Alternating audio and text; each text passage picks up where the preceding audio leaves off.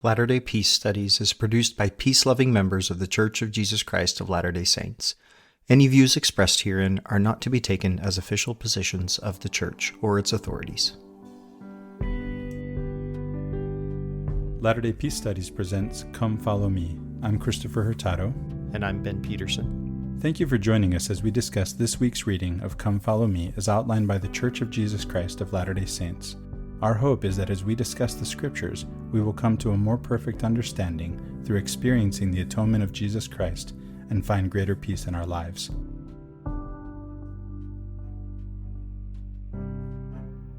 All right, welcome back, everybody.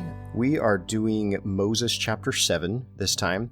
Now, it's possible this podcast has come out a bit late. The reason for that is both Christopher and I got COVID last week, and so we were not able to record. Now, originally I had planned to just go grab my brother-in-law, Dan Meehan, and have him record with me, and that was the day before I got COVID. So just the whole thing got nixed, pushed a week late.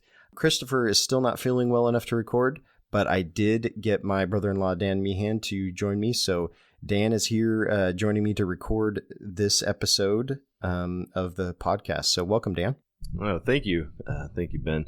Yeah, I'm Dan Meehan. I was lucky enough to marry Ben's sister, Mary Ann, and I got my undergrad at BYU in geology, and I have been lucky enough to be on the sister podcast, the Latter-day Contemplation podcast, and I'm really excited to talk with you. Yeah, Dan did an episode over there. I don't know what number it was, but it was on symbolism. It wasn't too long ago, and a really excellent episode. Very, very thought-provoking. So if you guys haven't had a chance, go listen to that episode on symbolism that Dan does with Christopher and Riley. So really good stuff. So here with Moses chapter 7. So this is kind of the meat of what we would call the Book of Enoch. Christopher and I discussed this a little bit last time, the concept of the Book of Enoch and how it plays out in Latter-day Saint theology or Latter-day Saint canon, but then how it kind of fits in a broader apocryphal context in the Scripture. And so we've got a lot of things here in chapter 7 that are pretty unique coming through Joseph Smith.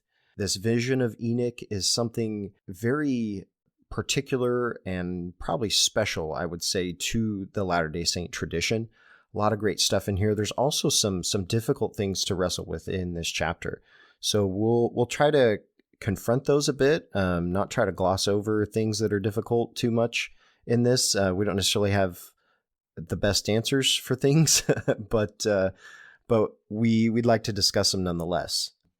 Here in chapter 7 of Moses, we get the continuation of the story of Enoch, the building of Zion, and then Enoch's vision where he sees sort of the history of the world and comes to know God and the character of God and understand more of the greater plan. So basically, Enoch is telling his story now in chapter 7 to the people that he is preaching to. Back in chapter 6, we had this verse that basically says, Enoch saw all the souls and God showed him everything. And then it goes on. And basically what we get in chapter 7 is an expansion of that verse. Enoch goes and he tells people, this is the vision that I had. And he says this in verse 1. He says, many have believed not and have perished in their sins and are looking forth with fear in torment for the fiery indignation of the wrath of God to be poured out upon them. Now, we've talked about this before conceptually as an epistemological experience. So this is the perception of those who are, quote unquote, living in sin, right? This is their perception of the judgment of God that is coming. This isn't descriptive of a metaphysical condition that they're going to experience, but rather a description of their epistemological experience or condition that they're experiencing now in anticipation of what they think is going to be happening to them. And what Enoch goes on to explain to them, as part of the repentance process, is that it's not necessary that they live that way. So he begins by talking about his journey. So verse 2, and from that time forth Enoch began to prophesy, saying unto the people that As I was journeying and stood upon the place Mehuja and cried unto the Lord, there came a voice out of heaven saying, Turn ye and get ye upon the Mount Simeon. So a couple things in this verse that I really, really like is first this phrase, as I was journeying. Last time we talked in the podcast about how one of the things Enoch did early on in his life was go out and travel among all the different peoples of the world. And what it made me realize is that Enoch was going and having an experience and coming to understand the people and the cultures and love them. And what that did was gave him the capacity and the ability to then fulfill his calling as a prophet, as he was able to relate to, maybe even speak the language of, and love these people that he was actually preaching to. So I really like this concept, as I was journeying, right? Enoch has gone out. He's left the order, right, of his home that's in the high places where the righteous dwell, right? And he's gone out into the world to journey to fulfill this calling that he fills. But then the voice comes to him and says, Turn ye and get ye upon the mount. Okay, so this is a return back to the mountain, to Eden, right? And then turn ye, I like that phrase there because that, for me, evokes repentance. He's turning around to look at God and then get up on the mount. So this is basically what we're stepping into, is something akin to an endowment experience for Enoch here, right? He's turned to the Lord, and now he's going to the mount, and he's, verse 3, it says, I turned and went up on the mount, and as I stood upon the mount, I beheld the heavens open, right? Doors open, and I was clothed upon with glory. Okay, so invoking some very, familiar to Latter-day Saints, some very endowment type concepts here and language. Yeah, that actually even continues in verse 4, when he says, I saw the Lord, and he stood before my face and talked with me, even as a man talked with one another face to face. That is, I think, a bit significant. And, one of the things that I was thinking of is back in chapter 6, Enoch is preaching, and it talks about him preaching from the mountains and high places. So he goes to pray on one of these mountains, and God says, no, I'm going to need you to go a little bit higher. There's a little bit more that you need to go up. You got to go to the right mountain. And, your mountains have been good, but you got to come up just a little bit more. Because, again, you're already on a mountain, but you got to go to another mountain. That strikes me as interesting, that the Lord has very specific mountain for him to go to. Yeah, that is interesting. I don't know that I caught that. But, it does evoke like the concept of an ascension, right? So, proceeding from one glory to the next, so to speak, right? Right. There's always another mountain. Yeah. So we get this type of an endowment experience here. The Lord then gives him a vision, and he prophesies about what's going to happen among the people.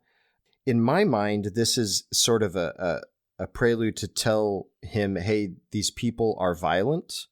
When you go among them to preach, there's going to be violence. You're going to be in danger, right? This is what you're signing up for. Yeah. And then we come to this verse 8, which is one of the things that we say is a difficult or maybe uncomfortable concept here. And we're going to talk about it in a few ways and see what ideas this evokes for you guys, and if any of this works for you or if none of it works for you, I don't know. So here, verse 8, we get this. We say, For behold, the Lord shall curse the land with much heat, and the barrenness thereof shall go forth forever. And there was a blackness came upon all the children of Canaan, that they were despised among all people. Okay. So one of the things that we deal with a lot of the times, so we get this in the Pearl of Great Price, and then we get some hints of this in the Book of Mormon, is one of these difficult concepts of race or skin color that is used as a theme in the scriptures to talk about certain concepts. And there's multiple ways to approach this. We can look at this with an ancient mindset. We can look at it with a modern mindset, or we can look at it with a Joseph Smith, or what we think might be a Joseph Smith mindset. There's probably more ways to look at it, but those are probably the three that I was thinking about. The first I'm going to bring up is the Joseph Smith mindset. And I bring that up because in Joseph Smith's time, at this time, the concept of the descendants of Cain, or the Canaanites here, and it's not obvious to me. I'd have to go back and look whether these Canaanites are explicitly talked about as the descendants of Cain or not. But I think that's what this is getting at, is the idea that the descendants of Cain, like Cain and Abel, would have darker skin, and that marked them as the descendants of Cain. Now, this is an idea that actually did persist, popular within Latter-day Saint, sometimes explicit doctrine spoken by people, but certainly within a conceptualization of the doctrine within the culture for quite a long time. It was part of the priesthood ban narrative a little bit, and so forth. So if we go back, though, to the Joseph Smith conceptualization of this, it was actually a very popular idea and concept in the time that they viewed people of African descent as descendants of Cain. This was a common viewpoint among Christians or those that interpreted the Bible with that type of hermeneutic, right? Right.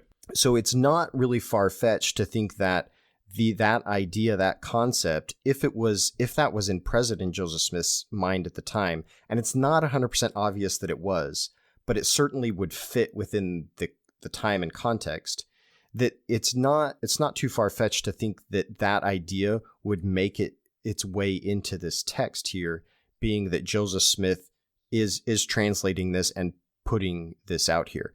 It might be uncomfortable for us with our mindset to think of this as, Joseph Smith, prophet of the Restoration, having this idea and it getting into a canonized text. But how we individually want to wrestle with that or not, it might actually be, true the case that there is something in here that still reeks of racism, right? So right. I'm going to move beyond that a little bit because, Dan, you brought up one of the things that is really common, especially in Bible, but ancient texts, this concept of skin tone that doesn't necessarily map to a modern, postmodern, past several hundred years concept of racism in the way that we would conceptualize of it. Right? You want to talk about that a little bit, Dan? Yeah. Again, I would recommend that people go find Dan McClellan. I should have looked up which video this was, but he does talk about blackness in the Bible and when they use the words blackness. I mean, there's only a handful of references. I think he said one or two where it's actually referring to people whose skin are dark because of their ethnicity and their race. It's there's some verses about the Ethiopians having black skin. But other times, I think it's in Job, when Job describes his skin as blackness, he's referencing like his skin burning. And it's this metaphorical image that, his sins and his pains are such that it's like a fire burning in him that's causing his skin to burn. There's also, people's countenance being black because they are crestfallen. They are disappointed that something has happened to literally darken their countenance. And then there's, also like, I think it's in Songs of Solomon where it's like, I have white skin, you have dark skin. And it's not saying that this person is African or, has a high concentration of melanin. It's, oh, you work outside in the sun, so you get more tan. I work inside because I have a cushy job and I'm, very, very well taken care of. So I have lighter skin. That's not a race or ethnicity thing. It's more of a position of power because you're out in the field, in the sun. Obviously, you have darker skin. That one kind of sticks out to me because, again, verse 8, if you read it, the Lord shall curse the land with much heat, and the barrenness thereof shall go forth forever. Those two things are given as sort of the curse, and then it says, and there was a blackness came upon the children of Canaan. So it's almost like a little bit of cause and effect.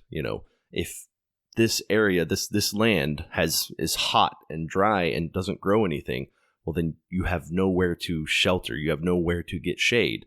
So you're working outside and you are going to become more dark than, your neighbor next door who's living in a city and has cover and has trees that they can be under. So this is just a description, or possibly we could say, right? This is possibly just a description of a reality or of a cause and effect here.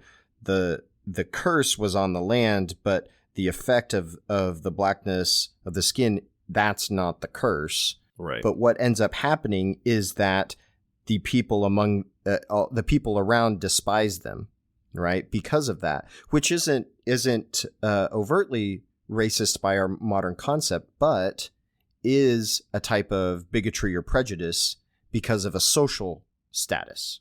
Exactly. And I don't want to discount the idea that Joseph Smith is borrowing these racist ideas from his culture. I think we don't see that this is a parallel that we see in the Book of Mormon, where it's like Joseph Smith, rather than, translating something, he basically is like, and then Jesus taught the Sermon on the Mount. I'm going to go grab the Sermon on the Mount that I know and stick it in there. I don't want to say it's like lazy translating, but it's something that's so ingrained in him that it is, why would I bother, recreating this at this point? I have this, right? I again, this is when we talk about Joseph Smith as the lens through which all these things are translated and received. There has to be some amount to which he accepts what is there and is only looking for, what's new and what new light. So he's like, well, we already got this. Sure. What else? Sure. Yeah. No, I think that bears mentioning again, that we're not trying to discount and say that that's not the correct way to do it. We're not positing a correct way to do it. We're positing possible ways to conceptualize of it, because as you do more, you can learn more, right? Right. And it would be really hard to discount. Yeah, absolutely. The racist narratives that have come from this. Right. Another way to look at this is in the metaphorical way, like you talked about, that, from like a modern standpoint, we can read this and say, oh, this isn't a curse. This is just describing the condition, just like you talked about, because that's sort of a modern analysis of an ancient mindset, right? Right. So there's one more verse in here in this chapter that deals with this concept. It goes over in verse 22. I don't know that we'll need to mention it separately, but it kind of deals with the same concept here. It says, they were mixture of all the seed of Adam, save it was the seed of Cain, for the seed of Cain were black, and had not place among them. So here it's not 100% clear that we're talking about a race or a skin color per se. Probably that's what, Joseph Smith conceptualized this as, but in an ancient context, this meaning wouldn't necessarily be the case, or like our modern racist lens, so to speak. Right. And, the book of remembrance that's kept is of Adam, and Cain makes a very, specific point to get away from Adam and his family. So that's, again, one of the things that I kind of wonder is, well, how do they know that it was all the seed of Cain? Were they keeping genealogies of other people and saying, well, you're the seed of Cain? Sure. I think that may be evidence that, hey, this is an ex post facto explanation, where scriptures are descriptive rather than prescriptive. It's like, well, these people are the seed of Cain because, we don't like them. Well, okay, maybe you didn't like them first, and then you called them the seed of Cain. Right. Yeah, exactly. It's not necessarily the other way around.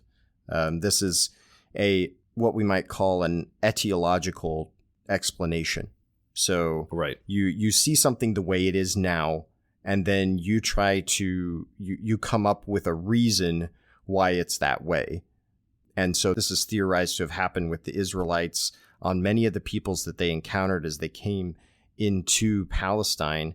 They would come up with etiological myths about how these people came to be so that they could distinguish themselves within their own cultural and ethnic context all the way back to Adam, right? Right. That was kind of the idea of Genesis, the book of Genesis, so to speak. And so, a lot of these etiological descriptions come into play as you say, oh, well, this people, they were descended from that, and they were descended from that, and that's kind of how that all plays out. So that definitely could be part of what's going on here with these verses.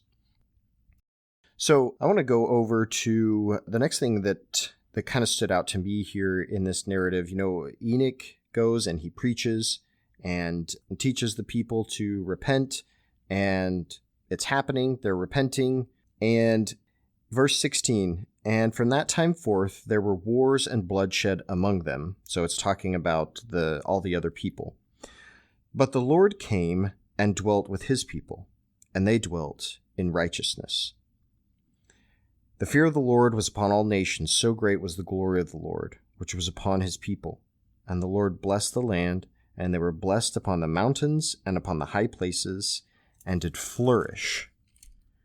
And the Lord called his people Zion, because they were of one heart and one mind, and dwelt in righteousness, and there was no poor among them. Okay, so to unpack this a little bit here.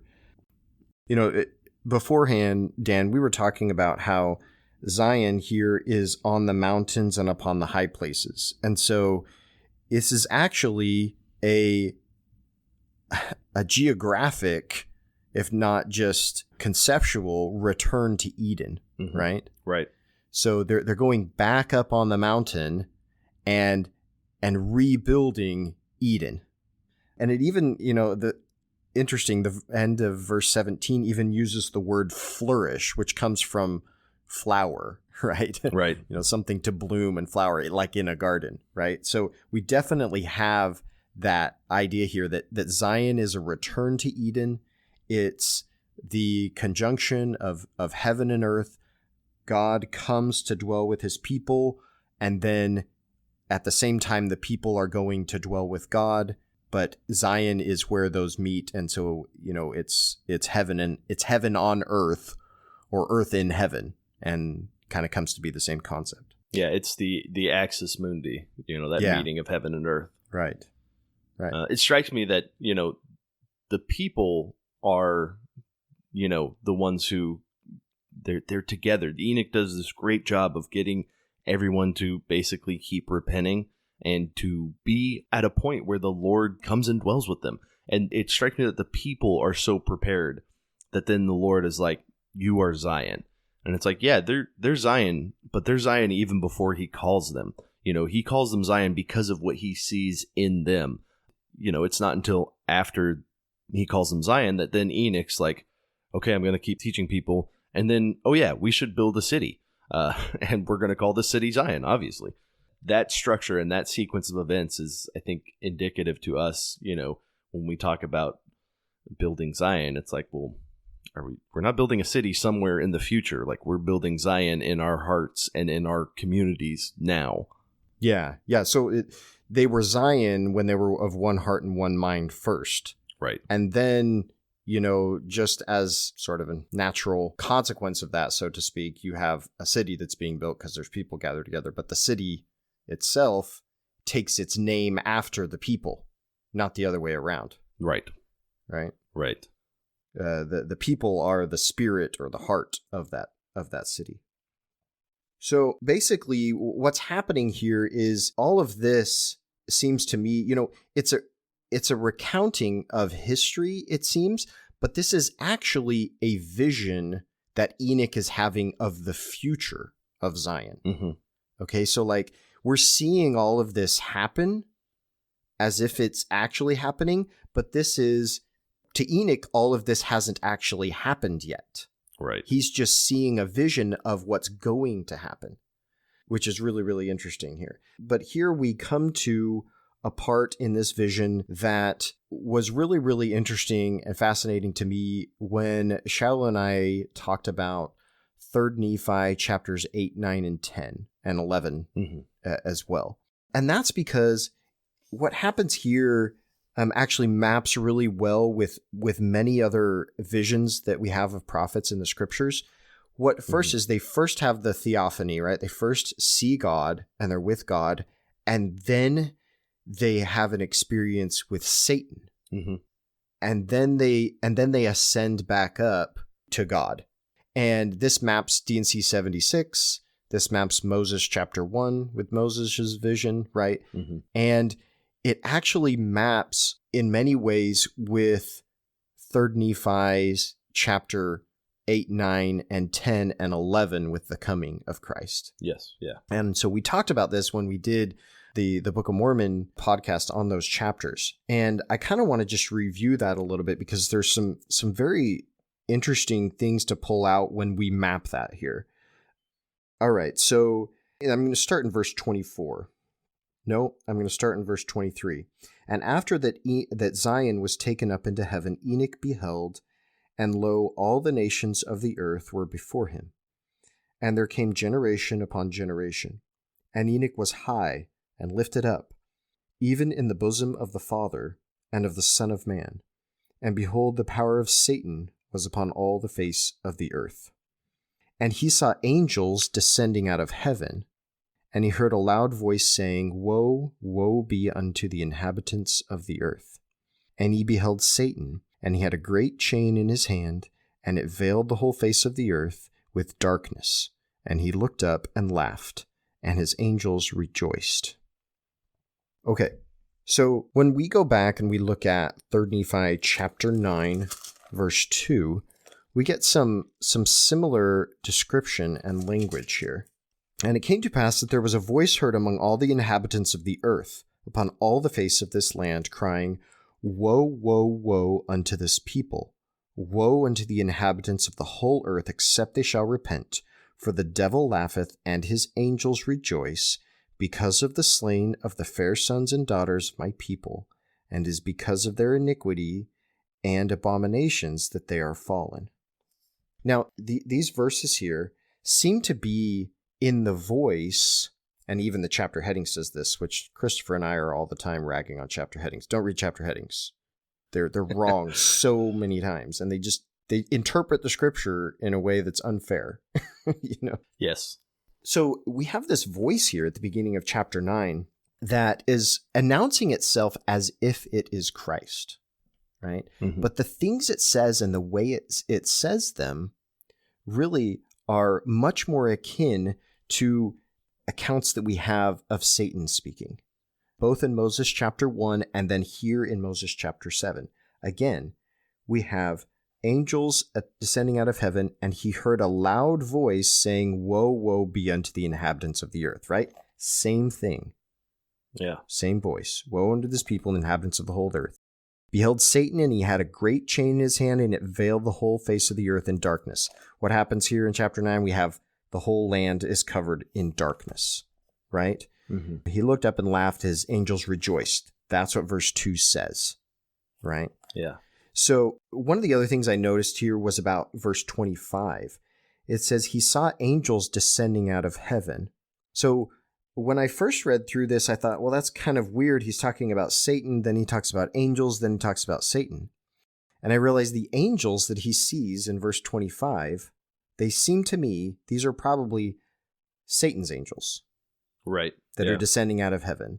And he heard the loud voice saying, Woe be unto the inhabitants of the earth. This is Satan speaking, accusing the earth, right? We talked multiple times about Satan being the accuser, and that's what Satan is doing here. He's accusing all the inhabitants of the earth. Yeah, that's a really good point. That's really interesting. I have a little more thought on that, but finish up your thought, and I have something that I want to circle. Well, I am very interested to hear what you have to say about this. So, I mean, that's basically what happens in chapter 9. We just get an expanded version of this, because then this voice that's speaking goes in to talk about, oh, look at this city. It was destroyed because of its iniquities, and look at this city. It's destroyed because of its iniquities. So he goes through and he talks about all of this destruction that happens, and he accuses and lays it at the feet of the people.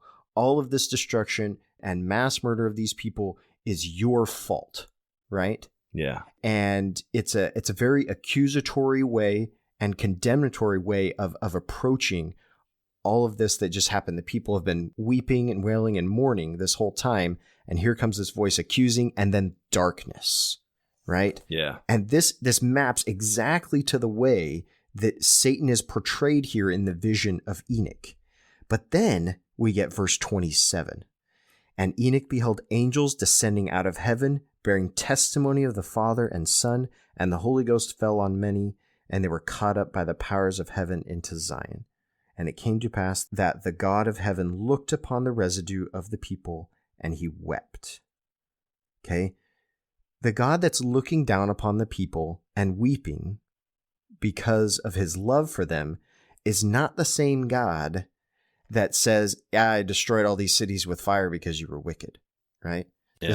There's something different going on here. And that's why this account is so fascinating to me, because of how it maps. And again, if we went to Moses chapter 1, we would see this same pattern. Yeah. With how Satan comes in and accuses and tries to pass himself off as Christ even. Yeah. Right? Says, I'm the only begotten, worship me. And, how many times does that happen in the scriptures as well? So, yeah. So, what came to me as you were talking is 3rd Nephi takes place a long time after this account, historically. No matter when you want to put Enoch, right? Or even, Moses, Sure. 3rd Nephi is way later. And Satan as accuser, has he gotten better at his job? Has he gotten to the point where he can get us to be the Satan who then is, even in our scriptures, accusing God of doing these things? That there is the Satan role. And that's like a really uncomfortable thought that I don't want to hold. But when we put these things on God, obviously God can take it. I think God is okay with us, projecting these things onto him. But when we do that, we are taking sort of that Satan archetype, that Satan role onto ourselves. Well, I think another point there you may think of, Dan, is that when we're doing that, we're also damning, in a sense, our progression in understanding the character of God, because we're saying, we're ascribing a characteristic to him that is going to limit our understanding of his eternalness, endlessness, right? We are ascribing something to him that is vengeful and fickle and cantankerous, right? Right. We've got it all backwards. We read God into all these things versus knowing God and using that knowledge to read these things. And that is one of the things that is so fascinating about this account of Enoch as well, because in it we start seeing glimpses of this, of God's character and how Enoch tries to relate to him and understand what's going on here. This is surprising to him, right? Because God is weeping. And Enoch said unto the Lord, how is it that thou canst weep, seeing thou art holy, and from all eternity to all eternity? Right? Like he's trying to conceptualize of the endlessness, infinity of God. How can you be sad? How is sorrow? How is suffering a part of your existence? I don't understand. Teach me. How is this possible that you can have this type of experience if you're God? And then God goes on to explain that his relationship with humanity is much more intimate and important to him than Enoch ever imagined previously. Yeah. It's Enoch has in his mind the ineffability of God. We talk about God being all powerful, all knowing, all those things. But one of the things that I learned is that there's this term ineffable. God cannot be changed. God basically doesn't feel. And I think I even had a professor at BYU who was like, oh, this story is figurative. And obviously God's not really crying because in heaven, all tears are wiped away. And it's like, well, no, I don't know that that's the case. I think that maybe, both of them have this figurative language, but both are also in a way real. And I do like the idea that God wouldn't weep over his creation. When I weep when my kid stumbles, like, I don't think God cares for me less than I care for my kid. That strikes me as wrong. Yeah. You alluded to that scripture in Revelation that talks about all tears being wiped away, right? I mean, certainly when you're describing a condition, you have to use certain imagery in order to try to explain what's going on, right? So like if you have a fullness of joy, that means all your you're not crying, like all of your tears are wiped away, like you're happy, right? So these aren't tears of sorrow. You can't be having sorrow.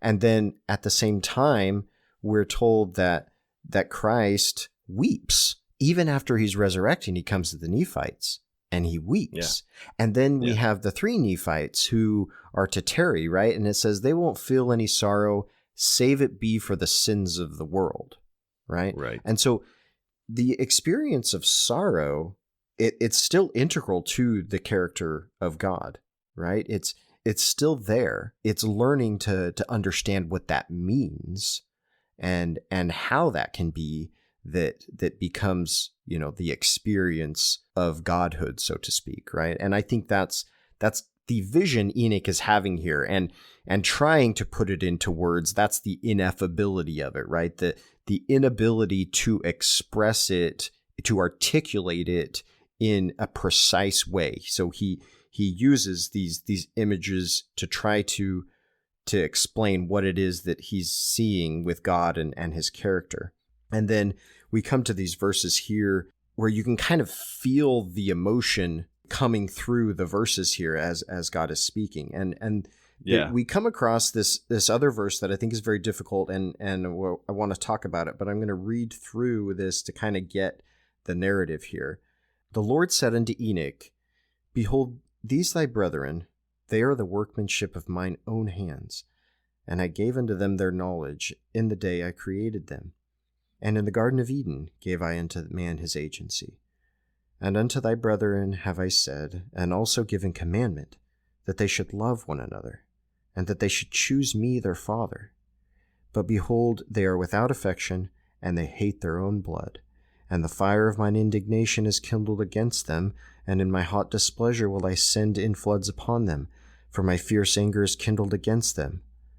Behold, I am God, man of holiness is my name, man of counsel is my name, endless and eternal is my name also. Wherefore I can stretch forth mine hands and hold all the creations which I have made, and mine eye can pierce them also, and among all the workmanship of mine hands there has not been so great wickedness as among thy brethren. Behold, their sins shall be upon the heads of their fathers, Satan shall be their father, and misery shall be their doom, and the whole heavens shall weep over them, even all the workmanship of mine hands. Wherefore should not the heavens weep, seeing these shall suffer? Okay, so we get this whole monologue here of God to Enoch, basically describing his affection for his children. And in the middle of it, we get this verse 34, which is interesting, and really, when you read through it, feels very out of place, because you're feeling all of this, sorrow and pain because of the wickedness of the people, and then all of a sudden this anger comes in, right? Right. And there's multiple ways to talk about this. So verse 34 says this, and the fire of mine indignation is kindled against them. So in the verse just previous, one of the ways I'm going to take this is how we have discussed this in the past when we come across these verses that are descriptions of God's attitude. What we're actually seeing is a description of people's attitude toward God. Right. Not God's attitude towards his children. Because what we see here is God is describing how these people are. They're without affection, and they hate their own blood, and the fire of mine indignation is kindled against them. In the context of what he's talking about here, what he's saying is, and look at how they view me, Enoch. They view me as vengeful, and they're waiting for the punishment and so forth. They don't understand who I am. So in the very next verse, he says, I'm God, man of holiness is my name, man of counsel is my name, right? So he comes back to, this is who I really am. They don't understand who I am. That's why they're suffering, because they don't know me. You know me, Enoch. You need to go and teach them, right? That's why I'm giving you this vision. Yeah. Yeah. And again, this is an account that's Enoch filtered through other prophets, and then also Joseph Smith. So you have just layers. Yeah, ostensibly we have Enoch nestled in Moses, nestled in Joseph Smith here, right? Is the idea. and I think we typically understand Moses to take place after leaving Egypt. And we have the story there about God who not quite floods, but who drowns the armies in the sea. There's patterns that I think get sort of entrenched in us, and we see, oh, well, that must be God. I have to put that on God. And so obviously he would have those same, inclinations. It gets read back and back both ways. Yeah. We talked about once multiple times we talked about this, but in the scriptures, there are often these narratives of a prayer or conversation that a person is having with God, just like here we have with Enoch. And there's these ebbs and flows and ups and downs of emotion and attitude. And one of the first times that I recognized this was happening within scripture was in the dedicatory prayer of the Kirtland Temple, section 109. And Joseph Smith is giving this prayer, and he's like up and down all the time. Like first he's like accusing their enemies. Then he's saying we need to forgive them. Then he's saying we're innocent of crimes. Oh no, we know we've sinned a bunch. And so he's like back and forth and all over the place in this. And I realized like we're actually seeing Joseph Smith going through a struggling and mighty prayer, what we might call it in the scripture, right? So like, yeah. We have this back and forth, an ebb and flow of the conversation where God is struggling with him. That's where like the concept of Israel comes from too, right? Jacob struggling with angel, struggling with God, right? Struggling with him to bring him to an understanding. And it's not God that's actually doing the fighting. It's the prayer within ourselves as we struggle with our own will to align it with God's will. And so a lot of times when we see these conversations with God, we see this up and down concept because it's our own selves as we're having this experience. It's our own self sort of, I guess, struggling with our shadow self, right? To align our will with God. Yeah. Yeah. I think like I've had that experience in prayer where I'm like, well, why did this happen? Obviously it's because, I screwed up here, I screwed up there. And then I like am talking about it. And then I'm like, no, obviously it can't be that because, there's some other way to view this. So it has to be this thing. And then it's like, well, am I viewing that in a similarly bad way? You have to constantly renegotiate that. Again, going back to that Bible dictionary, you have to align your will with God. And sometimes that aligning, it's work. Yeah. Sometimes that aligning, is, a hard, banging on it with a hammer. Yeah. Depending on the stuff you're made out of at the time. Yeah. Before I move on to any other verses, do you have any other thoughts on this little exchange here? It's a fascinating example of just this prophetic conversation with God. And there's a number of times in the Old Testament where we see prophets, again, wrestle with God, whether that's Jacob or whether it's Moses up on the mount. There are times that we see prophets interacting with God. And that is such a fascinating story that gets repeated and repeated and repeated. And I think, the reason it gets repeated is because it's something that actually happens with us when we are doing these things, when we are praying. That's the experience that we have with God.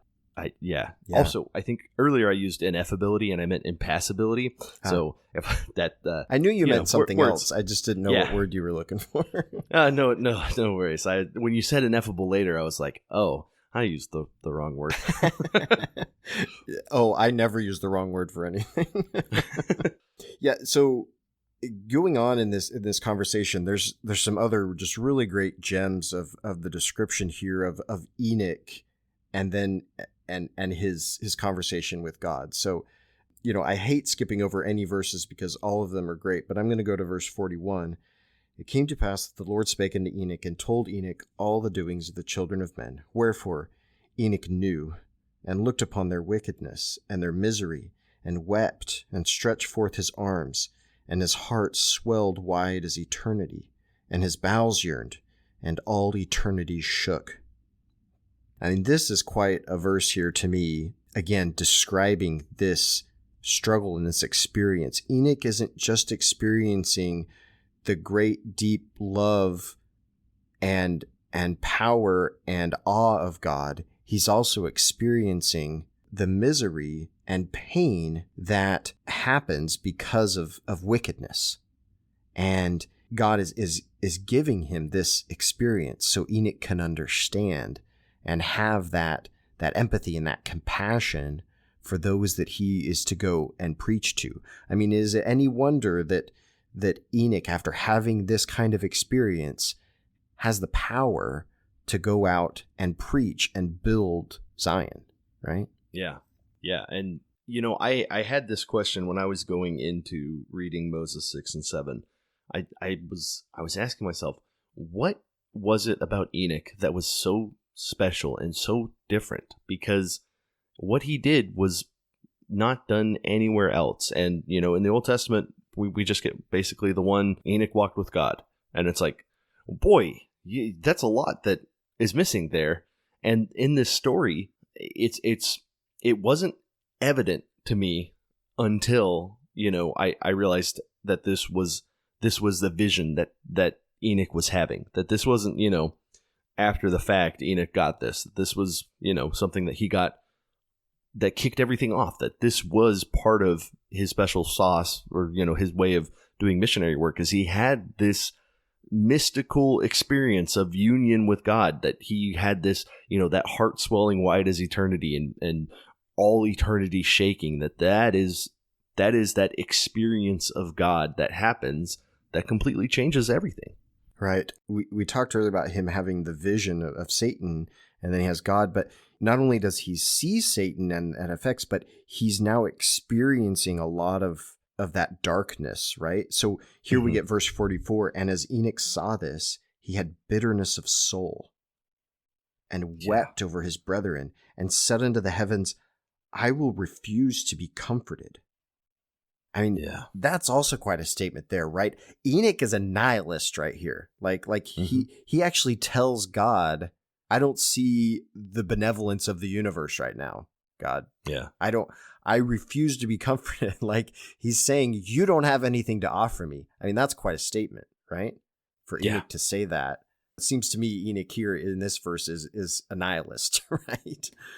Yeah. Yeah, there is definitely that. It's one of those things that in order to experience the highest highs, you go through the lowest lows. Yeah. That it's a matching experience. There's, we have to have sorrow as deep as our joy is high. I have to say, I can't say that I know exactly what Enoch is feeling here, only that the concept, the way it's described, is familiar to me in some ways. And one of the experiences that I've related before, and Dan, you may have had this similar experience because you kind of turned me on to this, was a series of podcasts done by Dan Carlin with Hardcore History called Ghosts of the Ostfront, where he talks about the war, or the front between Germany and Russia in World War II. And, without going into it, basically just the worst things that have ever happened in human history happened then and there on a scale that is really mind-boggling. Yeah. And to hear that and somewhat digest it just from a historical point of view, like after I got done with those, I was glad that I was driving a long drive. Like I was able to just kind of take my headphones out and just kind of cry all the way home, honestly. Like, it was intense to just realize that humanity was capable of these types of things. So like in a certain sense, like I kind of see where Enoch's coming from here. Yeah. And Enoch presumably saw, as dark or darker things than that. Right. Because of everything he beheld. So how does Enoch come back from this, right? So the God goes on to explain to him, the history of the world, and Enoch keeps asking this question, like holding on for hope. But when will the earth rest? But when will the earth rest? Right? When is this going to happen? And verse 46 really stood out to me in a metaphorical way this time, in a way that hadn't before. Enoch is asking, when will the Lord come? When does Christ come and actually, have the atonement so that these things can be taken care of? And the Lord said, it shall be in the meridian of time, in the days of wickedness and vengeance.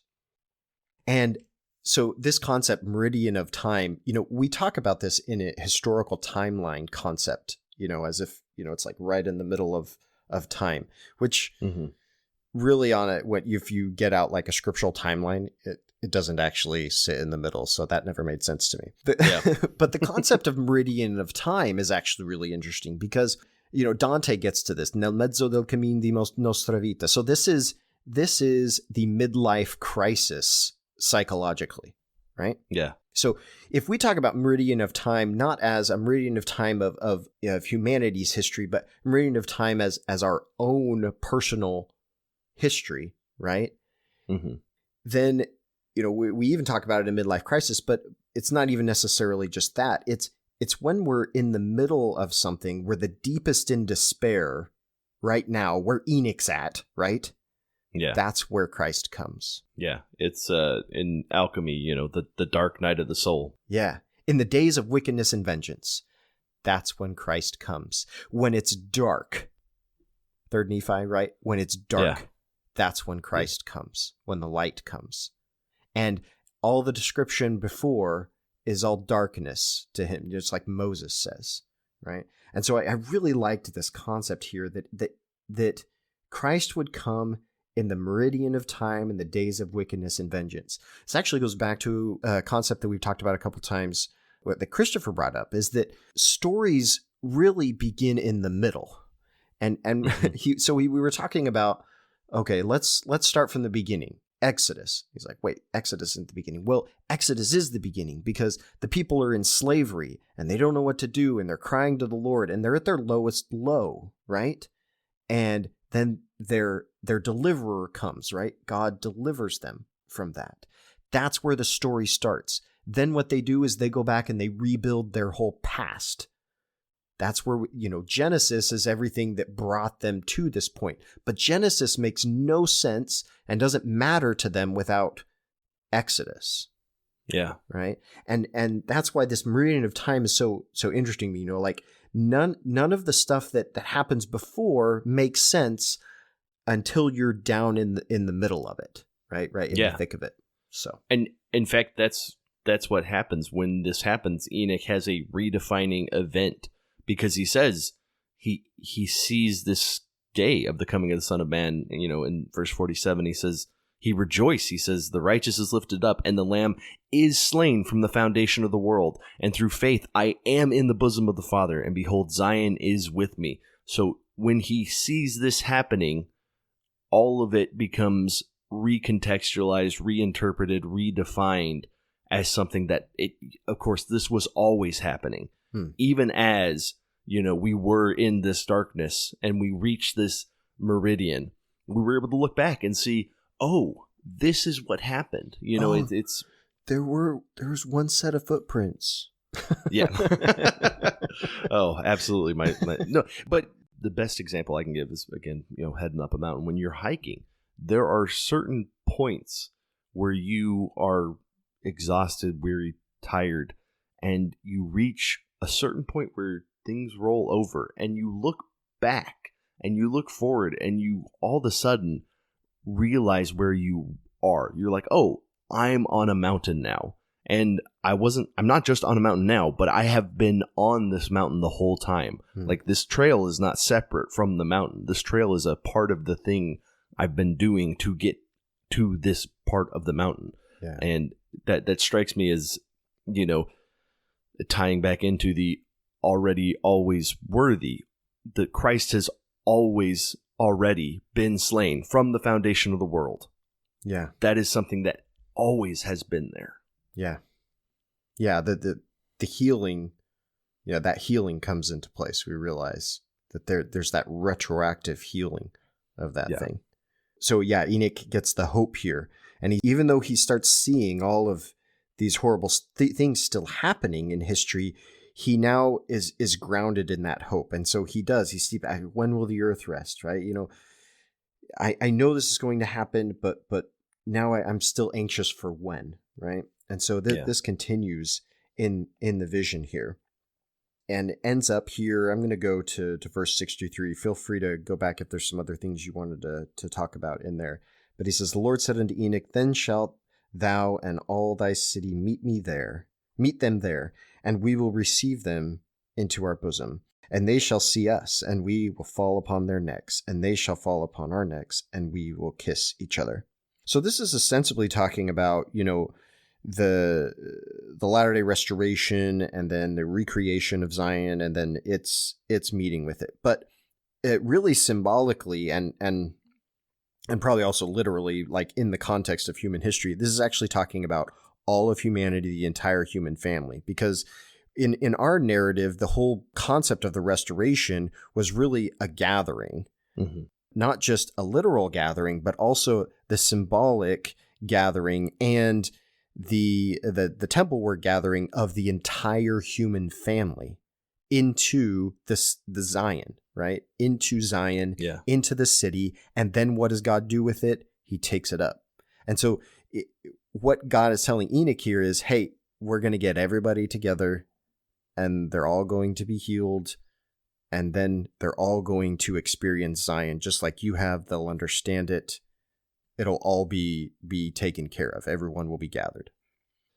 Yeah, again, that reconciliation, that bringing things together, that then shall they see us, that strikes me as, they are already there, but there will be a time when, maybe I'm a little bit off base with this, but there's something preventing us from seeing them right now. And that may just be simple geography, but I suspect that there's more than just where they're located that's preventing us from seeing them. They shall see us. I think that's a good point. I mean, especially in the context of Enoch being the seer, right? Yes. And when he first gets his calling, God tells him to put clay on his eyes and wash it off, and he sees all the spirits of men, right? And so then shall they see us, right? They'll be able to actually see what's going on, their true natures, and so forth. Verse 64, there shall be mine abode, and it shall be Zion, which shall come forth out of all the creations which I have made. And for the space of 1,000 years the earth shall rest. And the Lord showed Enoch all things, even unto the end of the world, and he saw the day of righteousness, the hour of their redemption, and received a fullness of joy. All right, so here's the antithesis of what we got on just the past page, where Enoch had bitterness of, so his heart swelled wide as eternity, right? This is his capacity to experience is expanded. And then he goes down and experiences bitterness of soul, refuses to be comforted. Then he's brought slowly back up through this ascension, right? This is D&C 76 as well, terrestrial, celestial. He's brought back up through his ascension to Zion, and he receives that fullness of joy. Yeah. And all the days of Zion and the days of Enoch were 365 years, and Enoch and all his people walked with God. Yeah, Enoch, when he gets his prophetic calling, he is in a high place. And then he goes into the valleys to teach these people. And then he goes back up into the mountain and he prays with God. And then God calls him to a higher mountain. So he physically followed that same pattern that he then follows in his vision. Where he starts at a place and then has to descend and then goes back up. And then he's given greater capacity to go up further. Oh, yeah. That's awesome. I hadn't quite picked that out as being part of that pattern, too. I mean, I saw like the overall pattern, but that particular is very, very interesting. And it's all about recreating Eden. Enoch starts with Adam when he's teaching, and he continues with Adam when he's teaching. And what is the end goal? The earth will rest. The earth is going to receive its paradisical glory, right? It's all about coming back to Eden. Yeah, the word rest we talked about when we did the creation, because the creation as a temple text talks about a period of 7 days, 6 days of the ordering, and then the seventh day of rest, which isn't a relaxation period like we might conceptualize of it, where we put our feet up on the coffee table or the hot chocolate table and do nothing, right? So the seventh day is the day when when God enters into his temple and begins actually performing the ritual, right? Yeah. Because the temple's been dedicated. And so that's interesting. The earth shall rest. Now, finally, the earth is entering into its stated fulfill the measure of its creation purpose, right? And then experience that, which we, doctrinally we call the paradisiacal glory, or the, celestialization, so to speak. Right. And, I don't disagree with that interpretation, but I wanted to put a little bit of different spin on it, because I think of it sometimes as rest meaning recovery. Because the earth is symbolically, it is the divine feminine. And back in verse 48, Enoch hears this voice from the bowels of the earth saying, woe is me, the mother of men. I am pained. I am wearied. Yes. In a way, it is almost as if the earth, when Adam falls, is impregnated with sin. And for the next, until it is redeemed, it is going through all of the process of, getting ready for the birth of the new earth. And when the earth gives birth, it becomes, that new Eden. Then the earth rests because it has to recover. Yeah. I don't know that I've ever heard anyone express that, but that is something that came to me. So no. That's really interesting way of conceptualizing the symbolism, the metaphor there of that. I think there's probably a lot to that. I'll have to think about that some more. Well, I'm sorry to bring that in at, an hour plus in. No, because now I'm going to make you bring up something else, Dan, that you posted in the Latter-day Peace Studies Facebook group, an idea that came to you about what it means here at the very end of this chapter, where it says, Enoch and all his people walked with God, and he dwelt in the midst of Zion. And it came to pass that Zion was not, for God received it up into his own bosom, and from thence went forth the saying, Zion is fled. So Dan, I kind of want you to talk about, if you would, some of your thoughts on the different ways of viewing what's going on here.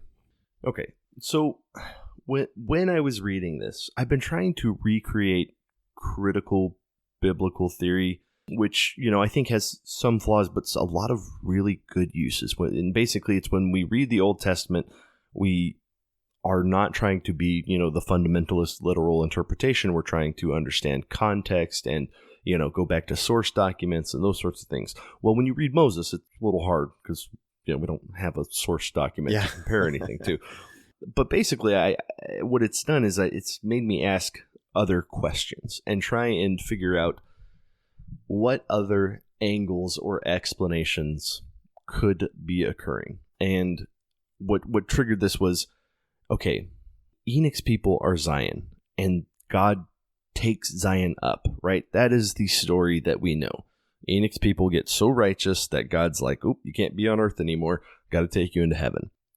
My contention with that is that we have another case in 4th Nephi where the people are, as far as I can tell, as righteous as Enoch's Zion, but the Lord doesn't come scoop them up. Well, okay, we could say, well, the Lord didn't want to there. The Lord did want to there. Okay, fine. I could accept that as an explanation if that winds up being true. But part of me wondered if there's something else going on, because so much of this chapter talks about how everyone who is not Zion is involved in bloodshed and killing and slaying and warring. And it talks about, the fear of the Lord being upon all nations, because Zion, and it doesn't talk about Zion being in these fights. It said, Enoch's faith was so great that he led the people of God. He didn't lead them to battle because it says, and their enemies came to battle against them. And all Enoch does is speak the word of the Lord, and talks about the earth trembling and mountains fleeing, rivers of water turning out of course, roaring of lions, and all these nations fearing Zion. And I have been trying to apply this nonviolence principle to the scriptures. And I had this thought that perhaps one of the reasons that the people of the earth generally were so afraid of Zion was because Zion refused to fight back. And it brought up to my mind the images of, the anti-Nephi Lehites, who when their brethren come and attack them, what do? They kneel down and let themselves be slain. And I thought, one of the things that would be most terrifying to the wicked, the violent, the people who are entrenched in that system of might makes right, would be the idea of a whole people who refuse to participate in that system, who willingly give their lives up, who reject the supremacy of violence for, again, one heart, one mind. And, I thought, well, maybe there's something to this. Maybe the reason that Zion is fled, and maybe the reason that, people are so scared of Zion is because there were times when wicked people would come against them and slaughter them. And because people still have, a conscience at some point, they're so terrified by people who just lay there and allow themselves to be killed that they can't comprehend it. And it's the scariest and hardest thing for them to deal with. Traumatizing. Yeah, because you can't then make them the other. You can't say, well, they fought back. There's ex post facto justification in war. Obviously, I had to kill that guy because he was going to kill me. Well, you can't do that with Zion. And I thought, well, maybe this is nothing. But then I thought, when I bring up the nonviolence principle, the first and immediate pushback, and I don't know, Ben, maybe you've had this experience with sharing with people, because they all share the same thing that they're most deeply afraid of, is that someone is going to come in their house and shoot their family and, rape their wives. Every time. That is the scenario that is proposed. And it says, well, if you believe in nonviolence, how can you deal with that? And, it is a not simple question to deal with. It is something that I think you have to answer to yourself when it comes to this nonviolence thing. But the fact that that is brought up immediately shows that there is something there that even, our fallen selves recognize. Like, it is terrifying, the idea of not defending yourself, of being nonviolent, of being peaceful even. So you're talking about the possibility that we have an entire city of martyrs here, and that the idea that Zion is fled, this phrase that we have at the end, may not refer to some concept that we have of translation as much as it does to the idea that these people were willing to give their lives, or to stand as witnesses, as Alma says, even unto death. Right. To actually fulfill their covenant, to stand as witnesses of God at all times, in all places, in all things, even until death. Right. And that they took that covenant so seriously that they were willing to depart this mortal life holding on to that idea. Right. I think that's a really powerful reading of this. I know that you mentioned how it is hard to pull out of the text, and so it's quite a conjecture, right? But there's a lot that it fits with our other scriptural narratives, and then many, many other examples that we can come up with of the concept of nonviolence and peace studies as we've talked about it. And we see the example of the anti-Nephi Lehis. We see the example of the city of Ammonihah. We had a discussion about that when we did the Book of Mormon. Mm-hmm. There's multiple examples in the scriptures of these concepts, and to posit that Zion was simply an example of that writ large, I think there's some power to that. One of the reasons that I think that there's a lot of meaning to it is that we often posit Zion as the ideal, well, if we're nonviolent enough, right? If we are Christ-like enough, then we'll be safe, right? Like, right. And I know there's a part in here where Enoch talks about, oh, surely Zion will dwell in safety, right? Mm-hmm. And we probably could talk about that, his sort of hope that that's the case, right? And Lord doesn't necessarily validate that at all, but right. But that's necessarily here or there. But we have this idea that, well, if ideally if we're just Christ-like enough, then then God will physically protect us, right? And we not only won't have to fight battles, but we'll be physically protected. And I think that there's a real difficulty with that position there, because what it does is it instantly lays on every person that's ever died unjustly the branding of not Christ-like enough, right? And that's really difficult. Right. Which the extreme irony of saying not Christ-like enough. Right. Yeah. Man. Yeah. So I wanted to go back actually to that scripture that you were talking about. Okay. With the what Enoch says, because it starts, okay, this is 18, 19, 20, 21, and it starts with the Lord calling his people Zion because they're one heart and one mind and dwell in righteousness, right? And then Enoch continues preaching, and he builds a city that's called the city of holiness, even Zion. And then it says, and it came to pass that Enoch talked with the Lord. And I kind of imagine that Enoch's like, maybe it's the last day of, construction on the city. And Enoch's like, all right, God, look, we've got our city. Like, surely Zion shall dwell in safety forever. And, God's answer is, Zion have I blessed, but the residue of the people have I cursed. God doesn't say, you're right, Zion will dwell in safety forever. It's interesting here that the next sentence there, because Enoch says, surely Zion shall dwell in safety forever. The next sentence says, but the Lord said. It's almost an implication there that, the Lord's like, well, that's not the point. Yes. Right? And in verse 21, it says Zion in process of time was taken into heaven. It doesn't say at a certain point in the future. It talks about a process of time. Well, interesting, a process, huh? Yeah, it's over time. So, do you think that every couple days the city raised another 5 feet into heaven, or do you think that other things were going on? Yeah. I think it's a powerful reading. I think there's something to it that we really need to, meditate on and ponder for a while. I certainly think there's still room for the conventional, traditional interpretation, right? Absolutely. But I think there's something to it. Yeah, I think there are some verses that, I would say directly, flat out contradict what I'm saying. Just because, but again, that may be because this is something that Enoch's seeing in vision, and it's hard to tell if he's seeing future, current. So I think there's things that contradict with enough ambiguity that I think there's still room to understand this way.